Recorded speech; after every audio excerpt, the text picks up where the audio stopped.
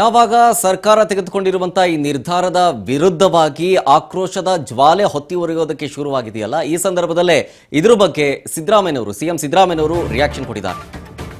ವಿಪಕ್ಷ ವಿರೋಧದ ಮಧ್ಯೆಯೂ ಸರ್ಕಾರದ ನಡೆಗೆ ಸಮರ್ಥನೆ ಮಾಡಿಕೊಳ್ತಾ ಇರೋದು. ಶಾಲೆಯಲ್ಲಿ ಹಿಜಾಬ್ ಜೊತೆಗೆ ಜನಿವಾರಕ್ಕೂ ಕೂಡ ಸೈ ಅಂತಿರೋದು, ಕೇಸರಿ ಶಾಲೆಗೆ ನೈ ಅಂತ. ಅಂದ್ರೆ ಜನಿವಾರ ಹಾಕೊಂಡು ಬರ್ಬೋದು, ಆದರೆ ಕೇಸರಿ ಶಾಲು ಹಾಕೊಂಡು ಬರಂಗಿಲ್ಲ.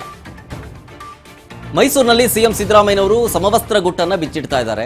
ಹಿಜಾಬ್ ಮಾತ್ರ ಅಲ್ಲ ರೀ, ಜನಿವಾರ, ಶಿವದಾರ, ರುದ್ರಾಕ್ಷಿ ಅದೆಲ್ಲಕ್ಕೂ ಕೂಡ ಅನುಮತಿ ಕೊಟ್ಟಿದ್ದೀವಿ ನಾವು. ಸಮವಸ್ತ್ರ ನಿಯಮದ ಬಗ್ಗೆ ಸಿಎಂ ಸಿದ್ದರಾಮಯ್ಯನವರು ಖಡಕ್ ವಾರ್ನ್ ಮಾಡ್ತಾ ಇದ್ದಾರೆ. ಕಾಂಗ್ರೆಸ್ ಸರ್ಕಾರದ ಆದೇಶಕ್ಕೆ ಎಸ್ಡಿಪಿಐ ಫುಲ್ ಸಪೋರ್ಟ್ ಕೊಟ್ಟಿದೆ.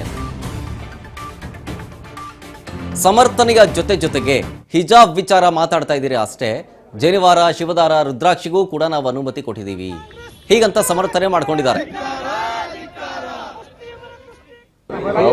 ಹಿಜಾಬ್ ಒಂದೇ ಅಲ್ಲ, ಶನಿವಾರ ಹಾಕೊಳ್ಳೋರು, ಶಿವದಾರ ಹಾಕೊಳ್ಳೋರು, ರುದ್ರಾಕ್ಷಿ ಹಾಕೊಳ್ಳೋರು ಅವರೆಲ್ಲರಿಗೂ ಕೂಡ ಹಾಕಬಹುದು.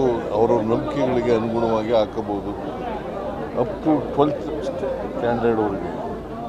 ಅದು ಹೈಸ್ಕೂಲ್ ಇರಲಿ, ಕಾಲೇಜ್ ಇರಲಿ, ಪ್ರೈಮರಿ ಸ್ಕೂಲ್ ಇರಲಿ, ಎಲ್ಲಕ್ಕೂ ಕೂಡ ಅನ್ವಯ ಆಗ್ತದೆ.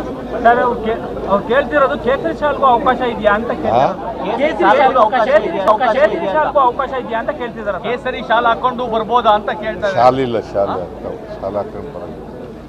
ಶಾಲೆ ಹಾಕೊಂಡು ಬರೋಂಗಿಲ್ಲ. ಟರ್ಬನ್ ಹಾಕಬಹುದು,